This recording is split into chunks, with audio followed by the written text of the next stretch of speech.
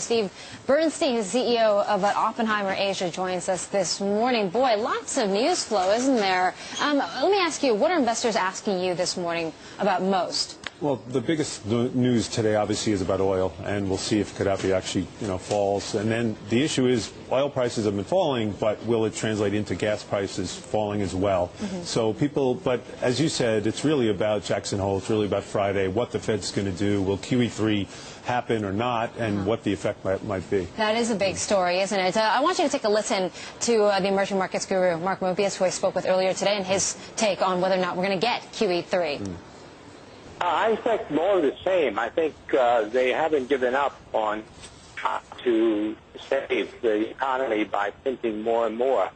And I must say that it is beneficial to markets because with more and more liquidity, with more money searching for a home, stock markets tend to stay up.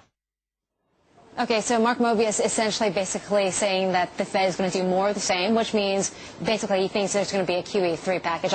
I'm interpreting, but that's what I'm sensing from the emerging markets guru. What do you think? Yeah, I mean, there's a survey about economists. 46% of economists feel that there will be a QE3. But 46%, that's not majority, isn't it? It's like no, 50-50 not at all. right now. And then the question is it really going to work? It's still QE2, it seems, people aren't, there's no direct evidence that QE2 is a real boost to the economy either. So QE3, while it's good and hopefully it'll help, it's not clear that that's going to do the job. And I assume your clients are asking you, well, what if there is QE3? I mean, what does that mean for my portfolio and what I should be doing in the markets? What's your answer? I think the answer is it depends on your horizon. Volatility is going to stay with us. That's the only certainty I can give you, is that volatility for the next few weeks or months is probably going to be quite high.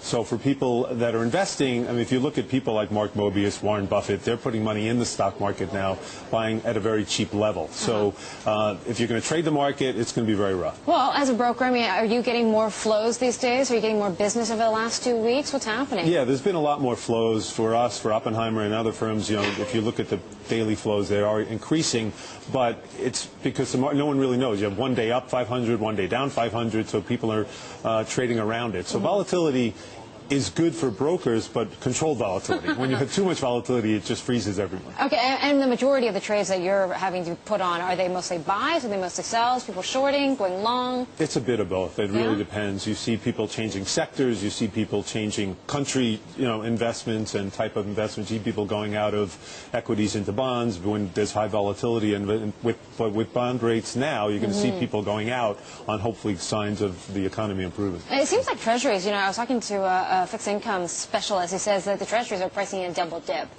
What do you think? Yeah, I think it's already priced. It's already priced in. Probably QE3 is already priced in. I mean, you have high deficits, the highest deficits, and you have the lowest interest rates. It doesn't make sense, but it's all about flight to quality at this point. And stock yields, dividend yields are higher than bond yields. Let me recap what Mobius said. We're bouncing off the bottom. So we've seen the lows for this year. What do you think? I probably agree with them. I mean, I would say, again, there's going to be more volatility, but I would say that at these levels where prices are and how much they've come down, particularly in Asia as well, and Asia is probably the most resilient, that if the world economy starts to improve, you'll probably see it bounce quicker in Asia. So I think from that point, I think I agree with them. Yeah, okay, but we're in bear market territory in a lot of, benchmarks, 20% down from their peaks for this year. When you say bargain, what are you basing that on? I'm basing it on, dividend yields being higher than, bond yields. It's all, what's your alternative, right? You can put money in commodities or at high, you put money in bonds, you're not getting paid for it, you're not getting paid for the risk, certainly in U.S. Treasuries at 2% for 10 years.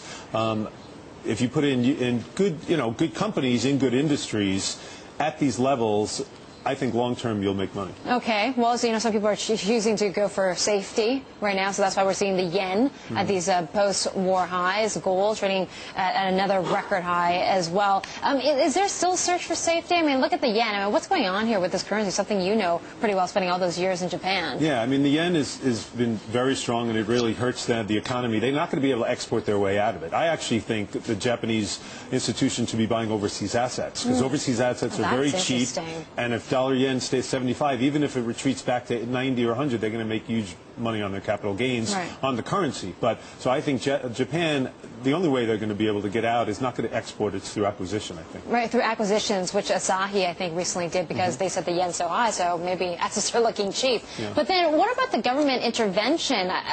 Does it make sense to you when you try once, it doesn't work, you're even stronger at the levels that you intervene at? I mean, what kind of signal does that send to the markets? Well, they have no other choice. I mean, and they're running out of bullets, basically, too. So the Japanese government says they're going to intervene and they're going to add liquidity, but it hasn't helped in decades, so it's probably not going to help in the short run, too. Yeah, so, but why keep doing it then? You know, because when you run out of choices, you do what you got to do. So basically, it's going to hurt. If there's a perception that they're not going to provide liquidity and it's going to extract, that may be even worse.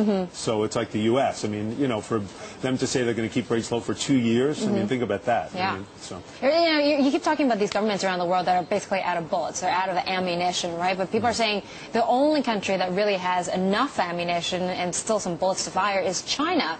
Would you say that when people say, Steve, you know, is China strong enough to uphold the rest of the global economy? What's your answer to that? It's not strong enough by itself. Right. It's certainly strong enough to help Asia, and the other countries in Asia can go along if China improves. But, you know, China is, you know, they have trade partners with Europe, with the U.S., and if those economies are down, their exports are going to suffer as well. So China is probably the best situation to be able to recover fastest, and they do have a lot more reserves and a lot more control, government control, to make things happen and tighten credit when they need to versus other countries. But it by no means could save the rest of the world. Okay, what about putting cash into China? Are a lot of people doing that? Are they still shying away on these theories that China may be crashing, and we might see, you know, these non-performing loans finally hit the books? Yeah, we're starting to see, I mean, more money come into Asia now. China just mentioned that they'll make Hong Kong potentially a renminbi hub. So we are seeing, you know, dim sum bonds and other people looking for yield, and they can get that in China, 4 or 5% versus what they get in the U.S. So we are starting to see some money come in the region. That's interesting. Yeah, because dim sum bonds, some are saying with the yuan, I mean, that's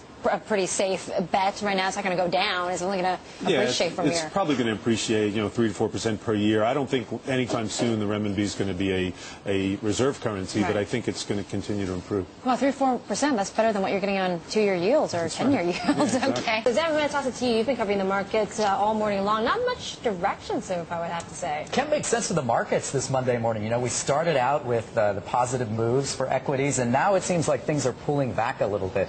I guess the takeaway, what I'm paying attention to, is the fact that we're not seeing those dramatic declines that we saw at the end of last week. And even though stocks pulled back on Wall Street and in Europe, Asian stocks holding up relatively well today. Is that your... Yeah, I think as it gets later in the day, the trading day, as London opens, it'll take the cue from that, and then when the U.S. opens, it'll take the cue from that. So it started off with, you know, the news about Libya and everything else, but then it'll take cues from other markets. So. It's really all about Friday, isn't it, Stephen? I mean, Ben Bernanke, a certain speech in Jackson Hole. Oh, here we go. Sorry. John's favorite word. Favorite letter. But again, you've put in your notes there, Matt, notes. He's done a poor job of calming the storm. But again, the tools he has in his golf bag, or the clubs, if you like, are limited. It's more Alan Greenspan's fault, isn't it? We can go back and talk about history, but he's in the seat today, right? So you got to. Well, some of the things you can do is be a bit more transparent. For example, you know, I thought it was a mistake saying that we're going to keep rates low for 2 years, because then you use all your bullets, right? You can't show. You have to show the market that you're in control and you have confidence in the economy. But how do you show that when you're talking about something 2 years away? That shows that. You know, I'm curious about what's happening at the Fed, because we're hearing very vocal dissension, you know, from Plosser, from Fisher, and even when they decided to put the 2-year limit on keeping interest rates where they are, I mean, you have 3 dissenters. That's a historical high. 3 dissenters among the Fed board. Some are calling this, you know, we're on the brink of a mutiny right now against Ben Bernanke, and if he goes with QE3, he's going it alone. Yeah, I mean, it's unprecedented where we are in the things that the Fed has to do. So I think Friday everyone's going to be keen on it. And I don't personally expect things are never as good as they look nor as bad as they seem, right? So we're not going to walk away with answers on Friday, but hopefully we get a bit of clarity. There is also talk of an emergency Fed meeting, or intervention joint with the Swiss, the Japanese and the Fed. But an emergency meeting is you can only make a move at actually an FOMC meeting, can't you? You can only hint towards it at Jackson Hole. Yeah, I mean, they can have, right, exactly. I mean, they have to abide by the rules and do things at the meeting, but I think he can hint on kind of the direction that they want to take. So. Our colleagues at Bloomberg News are out with a preview of all of this, and the lead of the story is very interesting. It says Ben Bernanke has big shoes to fill going into this meeting. His own. the fact that the market expects so much from him. But will he deliver? And as Susan pointed out, he has a lot of people dissenting, disagreeing with. And Asia's concerned about the impact all of of this. what he says or doesn't say. Yeah, and it's not all about him, by the way. I mean, the Congress and everything else, there's plenty of fingers to point, but I think he's got, some arrows in his quiver, as we talked about, and some things he could do, but, it's people are focused not just about liquidity, it's really about job creation and where the economy is going to go. Where should the fingers be pointed? I'm curious, because, we all look back at what happened in the subprime, and people are saying Greenspan let interest rates stay too low for too long. Yeah, I mean, we could look back in history and talk about the Bush administration. We could talk about Greenspan. But to me, we have to deal with everything right now. And our chief strategist, Brian Belsky, says control the things you can by preparing for the things you cannot. Right, and that's key. So we have to deal with the things right now. We could look back, but it's not going to help anybody. We're in a situation that whether it's the Fed or Congress or the president has to make some tough decisions. When your Asian clients call you up, Steve, and say, "What do we do? What's going to happen with this quantitative easing? How should we strategize?" What do you say? What are you doing for your funds? Well, it depends. First of all, it depends on the client, right? Because some clients have longer-term views, some clients have shorter-term views. But I think our job is to point out what potential opportunities there are. So if you look at equities now, if you look how cheap some of them are, and you look at yields, and you look at bond yields and other alternatives, our job is to point out where there's opportunities, and equities look fairly cheap versus other opportunities. I think when things stabilize and the markets turn around, and people realize that all this money is in U.S. Treasuries at 2% for 10 years, I think the correction could come fairly fast. The question is, when will it come? Oh, that's interesting. What about barbecues when people ask you about gold prices?